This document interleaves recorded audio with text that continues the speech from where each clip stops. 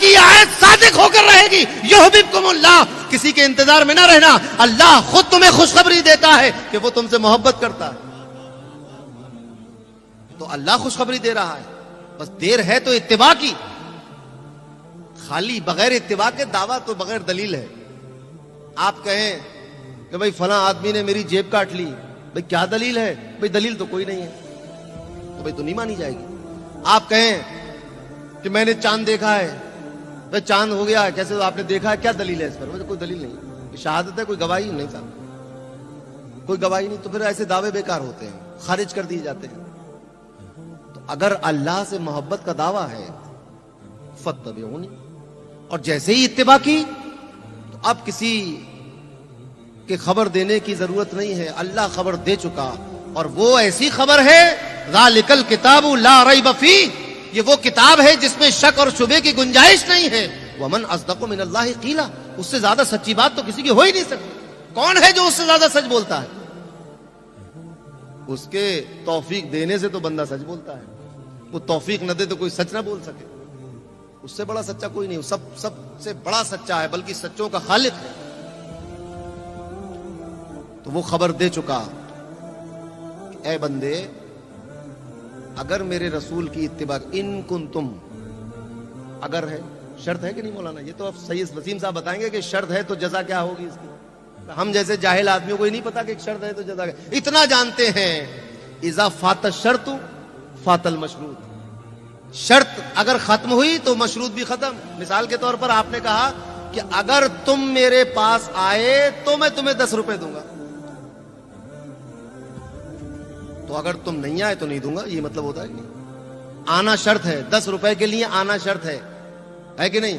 رسول اللہ نے فرمایا من زار قبری وجبت لہو شفاعتی, تو جس کو شفاعت واجب کرنی ہو وہ قبر کی زیارت کرے, آئے قبر کی زیارت کرے, وجبت لہو شفاعتی.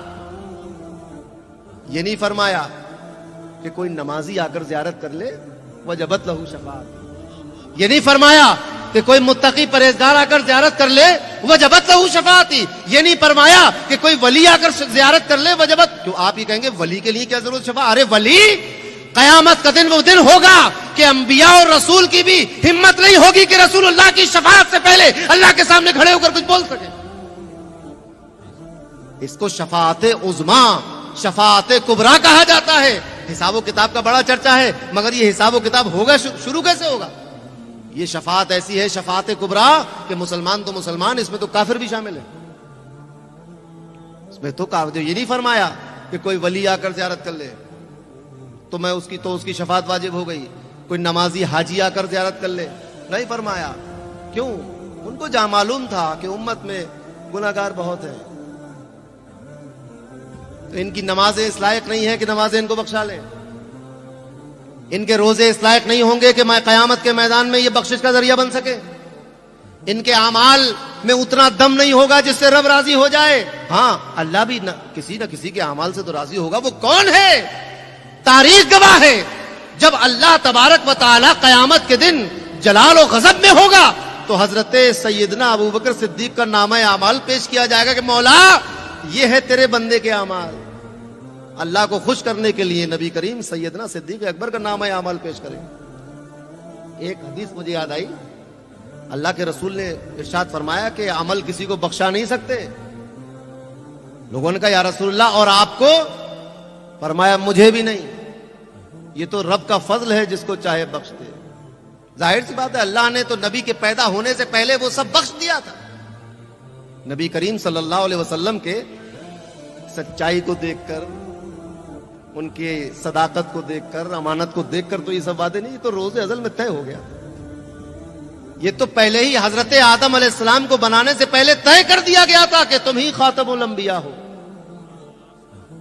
تم ہی شافع روز جزا ہو. جب تک تم نہیں بولو گے قیامت میں کوئی بول نہیں سکتا. تو یہ نہیں فرمایا کہ نیکوں کے لیے نیک, اگر کوئی نیک آدمی آ کر, کوئی عالم, مولانا, مفتی, قاری, مقرر, ناتخواں نہیں, من زار قبری. اب یہ علماء بیٹھے بتائیں گے کہ من عام ہوتا ہے. من زار قبری, جو میری قبر کی زیارت کر لے, وجبت لہو شفاعتی, اس کے لیے میری شفاعت واجب ہو گئی، اور جو مکے سے واپس لوٹ آئے، یہ کہہ کر کہ مدینے جانا ضروری نہیں ہے۔ اس کا مطلب یہ ہے کہ تم اپنے حج پر بھروسہ کر رہے ہو، اپنے طواف پر بھروسہ کر رہے ہو، اپنی سعی پر بھروسہ کر رہے ہو، اپنی قربانی پر بھروسہ کر رہے ہو۔ ارے یہ کس چیز پر بھروسہ کرو جس کی تمہیں خبر ہی نہیں کہ مقبول بھی ہے کہ مردود ہے؟ اس پر بھروسہ کر رہے ہو، اور اس ذات گرامی نے کہ جس نے کھلی دعوت دے رکھی، منظر قبری، کہیے کسی 40 دن والے سے کہ بھیا بہت گھوم لیے، ایک مرتبہ گنبد خضرا کی چھاؤں میں عقیدت و محبت کے ساتھ جا کر زیارت کراؤ، زندگی بھر مارے مارے پھرنے کی ضرورت نہیں پڑے گی، اپنے گھر میں بیٹھے رہو گے، جنت تمہاری ہو جائے گی۔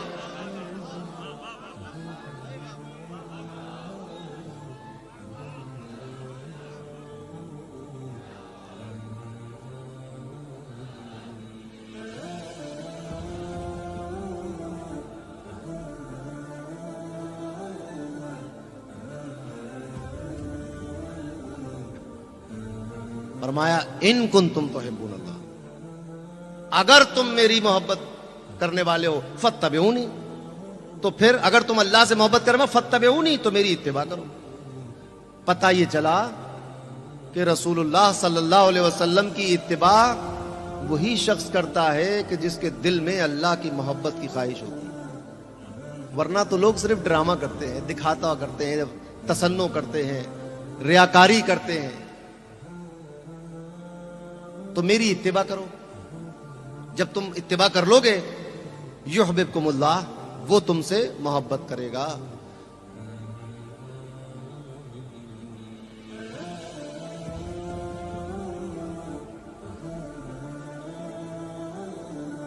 دیکھیے اعلان غور سے سنیے، آپ لوگ تو پہلے سے بیٹھے ہوئے، یہ ان لوگوں کے لیے جو باہر ٹہل رہے ہیں، آپ کے لیے نہیں۔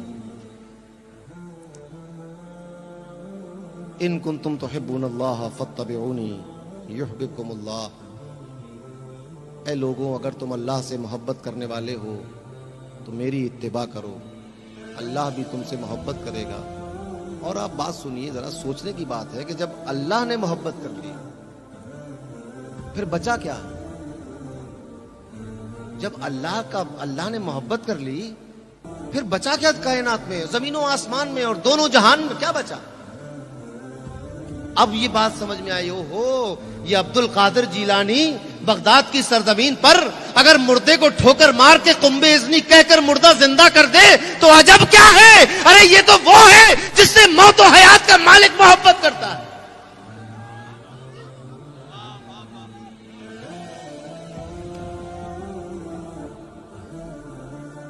تو عجب کیا اگر سلطان الہند غریب نواز کے چھوٹے سے پیالے میں انا ساگر آ جائے تو عجب کیا؟ ارے وہ تو انا ساگر تھا، اگر ہند مہا ساگر کو بلاتے تو وہ بھی آ جاتا،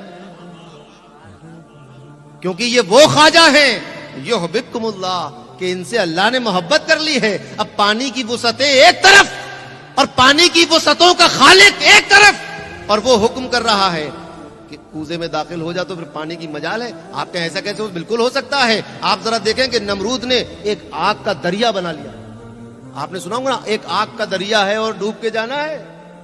یہ صرف شاعر نے تو یہ سوچ کر نہیں کہا ہوگا، جو تشریح میں کر رہا ہوں اس کی، اس نے یہ سوچ کر نہیں کہا ہوگا۔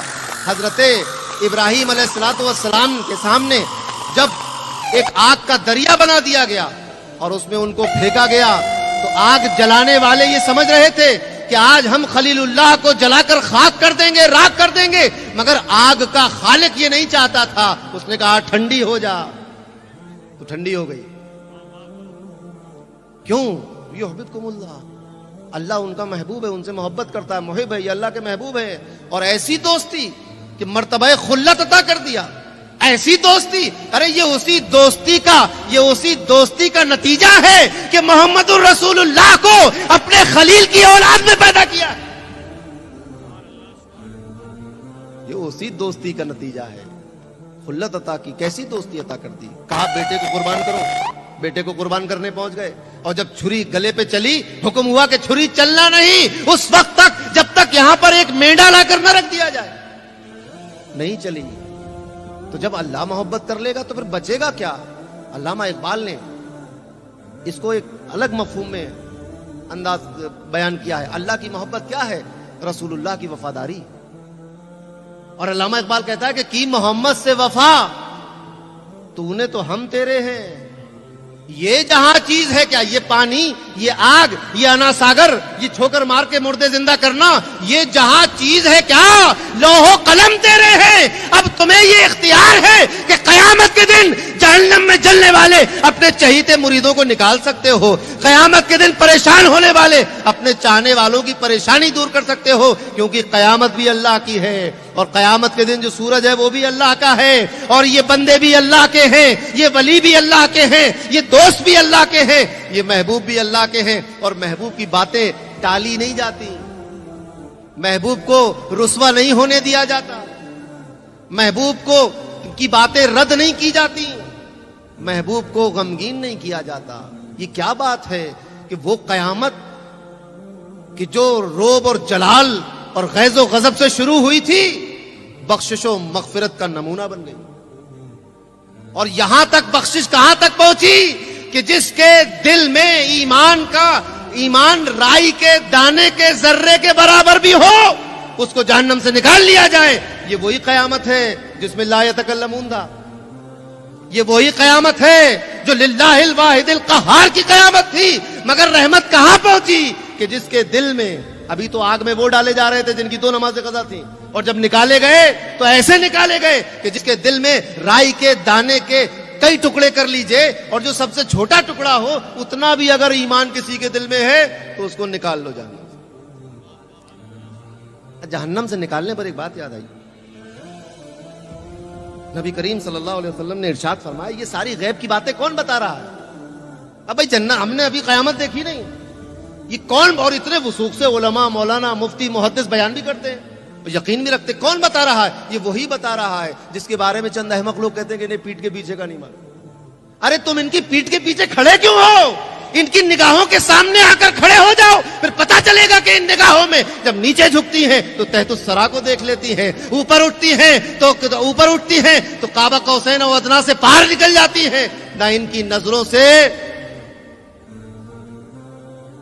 لوح و قلم پوشیدہ ہے، نہ ان کی نظروں سے تحت الثری پوشیدہ ہے. سمجھے آپ؟ اور ان کی نظروں سے کیا پوشیدہ ہوگا؟ حضرت خضر سے کسی نے پوچھا کہ آپ کا مقام کیا ہے؟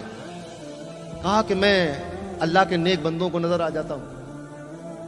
پھر کسی نے پوچھا اور؟ کہا کہ اور ایک مقام میرا ایسا ہے کہ جب میں اس مقام میں ہوتا ہوں تو صرف جو بہت خاص مقرب بندے ان کو نظر آتا ہوں. پوچھنے والے نے کہا کہ اور؟ فرمایا کہ ایک ایسا بھی مقام ہے میرا آخری کہ جس مقام میں اگر میں ہوں تو مجھے کوئی دیکھ نہیں سکتا سوائے عبد القادر جیلانی بغدادی کے، کہ اس سے میرے مقام پوشیدہ نہیں. یہ تو رسول کے غلاموں کی آنکھوں کی طاقت ہے کہ خضر علیہ السلام کے آخری مقام میں بھی انہیں دیکھ لیتے ہیں. کیا بات ہے؟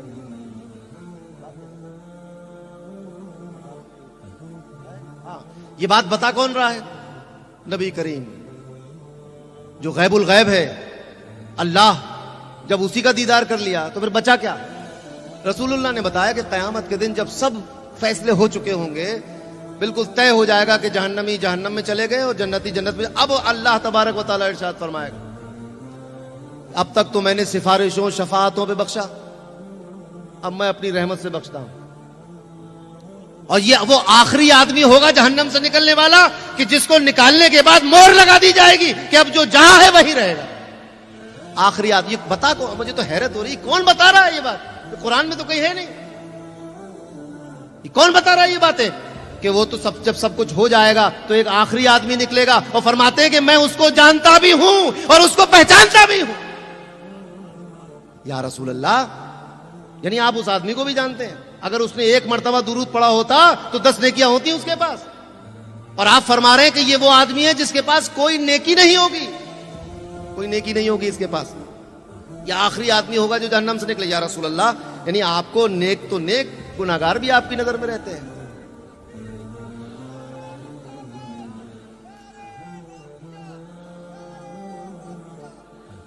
رسول اللہ فرماتے ہیں کہ میں اسے جانتا بھی ہوں، پہچانتا بھی ہوں. اس کو نکالا جائے گا، جہنم سے نکال کے باہر رکھ دیا جائے گا. اب یہ بندہ بیٹھا رہے گا جہنم کے باہر, رونے لگے گا. اللہ تبارک و تعالیٰ ارشاد فرمائے گا اے ابن آدم کیوں رو رہا ہے؟ کہے گا اے اللہ, اے ارحم الراحمین, اے رحم کرنے والے, مغفرت کرنے والے, اتنا رحم کر دیا کہ جہنم سے نکال دیا, اب اتنا رحم اور کر دے کہ میرا منہ جو ہے وہ جہنم کی طرف سے موڑ دے, میرا چہرہ جھلس رہا ہے, میری پیٹ کر دے جہنم کی طرف. اللہ تبارک و تعالیٰ ارشاد فرمائے گا کہ اے ابن آدم اس کے بعد تو کچھ نہیں مانگو گے؟ وعدہ؟ بندہ کہے گا وعدہ, اب کچھ نہیں مانگوں گا. حکم ہوگا فرشتوں اس کا رخ جہنم کی طرف سے موڑ دو, منہ موڑ دیا جائے گا. اب جب تک اللہ نے چاہا وہ بندہ خاموش بیٹھا رہا, پھر رونے لگا. پھر پوچھا گیا اے بندے اب کیا ہو گیا؟ بہت روتے ہوئے کہا کہ مولا تو رحیم و کریم ہے, تو نے اتنا کرم کیا, جہنم سے نکال دیا, میرا منہ جہنم کی طرف سے موڑ دیا, بس اتنا کرم کر دے کہ جنت کے دروازے پہ رکھ دے مجھے بس. اللہ تبارک و تعالیٰ ارشاد فرمائے گا اے ابن آدم کتنا وعدہ خلاف ہے تو نے وعدہ کیا تھا کہ اب کچھ نہیں مانگوں گا. اب بندہ کہے گا مولا تو رحم کریم کا, ٹھیک فرشتوں اس کو جنت کے دروازے پہ رکھ دو. صاحب جنت کے دروازے پہ رکھ دیا گیا. اب پھر خاموش, جب تک اللہ نے چاہا خاموش رہے, پھر رونے لگے. اللہ نے پوچھا اے ابن آدم اب کیوں رو رہا ہے؟ بندہ کہے گا مولا تو رحیم و کریم ہے, غفور الرحیم ہے, جہنم سے نکال دیا, میرا منہ جہنم کی طرف سے موڑ دیا, مجھے جنت کے دروازے پہ لا کے رکھ دیا, بس اتنا کرم اور کرتے کہ بس دروازے کے اندر ڈال دے. نہ صحیح جنت الفردوس, جنت مالا, جنت عدن, نہ صحیح, بس دروازے کے اندر رکھ دے. اللہ تبارک و تعالیٰ ارشاد فرمائے گا کہ اے ابن آدم کتنا وعدہ خلاف ہے تو, اتنی وعدہ خلافی. ابھی وعدہ کیا تھا کہ اب کچھ نہیں مانگوں گا, اور اب کہہ رہا ہے جنت میں ڈال دے. اب ذرا غور کیجئے, وہ ارحم الراحمین ہے. اس نے فرمایا کہ میں نے اپنی رحمت کے 100 حصے کیے, ایک حصہ دنیا میں بھیجا ہے, 99 حصے قیامت کے دن کے لیے رکھ کے روکے ہیں. فرمایا کہ میری رحمت میرے غضب پر غالب آ جائے گی. کیسے غالب آ جائے گی؟ ایسے غالب آ جائے گی. جب بندے نے کہا کہ اس میں مجھے رکھ, اللہ تبارک و تعالیٰ ارشاد فرمایا کہ اے بندے دنیا کے اندر کسی شہنشاہ کو رہنے کے لیے جتنی سہولتیں تھیں اس سے 10 گنا تجھے دیتا ہوں جنت کے اندر. فرمایا اس سے 10 گنا دیتا ہوں, وَمِثْلُهُ اور اتنا ہی اور, وَمِثْلُهُ اور اتنا ہی اور, وَمِثْلُهُ اتنا ہی اور. 5 مرتبہ فرمایا, یعنی 10 گنا کو 5 گنا کیا, 50 گنا ہو گیا کہ نہیں؟ اب جب اتنا انعام ہو گیا تو بندہ کیا کہتا ہے معلوم ہے؟ حدیث کے الفاظ ہیں اتسخر منی وانت رب العالمین, کہ اللہ تو مجھ سے معاذ اللہ, توبہ توبہ استغفر اللہ, کہ اللہ تو مجھ سے مذاق کر رہا ہے, تو تو رب العالمین ہے.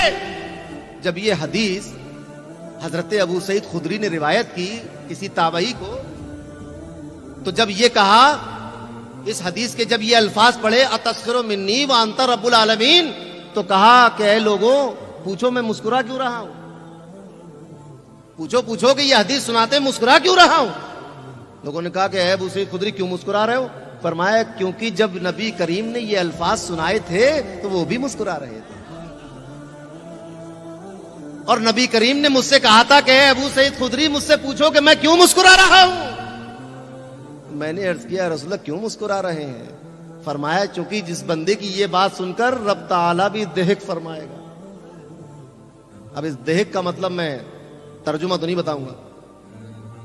ضحک یضحک مانے ہوتا ہے ہنسنا مسکرانا, سمجھ گئے بات آپ؟ اب حدیث سنیے. فرمایا کہ جب یہ بندہ وہ کہے گا اللہ تعالیٰ سے تو رب تعالیٰ بھی دہک فرمائے گا. آپ ذرا سوچیں, جب اس کی محبت مل جاتی ہے, رحمت مل جاتی ہے, تو کیا ہوتا ہے؟ کہیں پڑے ہوئے تھے, کہیں پہنچ گئے. اس کی رحمتوں کو تلاش کرنے کے لیے, اس سے محبت کے دعوے کو سچا ثابت کرنے کے لیے ہی تو ہم اس عرس میں آئے ہیں.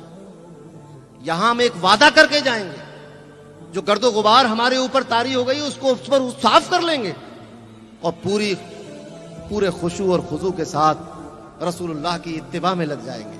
کیونکہ یہی ایک اتباع, یہی ایک راستہ ایسا ہے جو سیدھا جنت تک جاتا ہے. اس کے علاوہ کوئی راستہ صراط مستقیم نہیں ہے. وہ راستہ جس پر رسول چلتے ہیں وہی صراط مستقیم ہے, وہی جنت کا راستہ ہے, وہی اللہ کی رسی ہے, وہی اللہ کا دین ہے, اور وہی اس دین کی شریعت ہے. اور جس پر رسول اللہ نہیں, وہ شیطان کا راستہ ہے, وہ ابلیس کا راستہ ہے, وہ جہنم کا راستہ ہے, وہ اللہ کی ناراضگی کا راستہ ہے, وہ غضب کا راستہ ہے, وہ عذاب کا راستہ ہے. ایسے رستوں سے بچنا ہے. رسول اللہ صلی اللہ علیہ وسلم کے رستے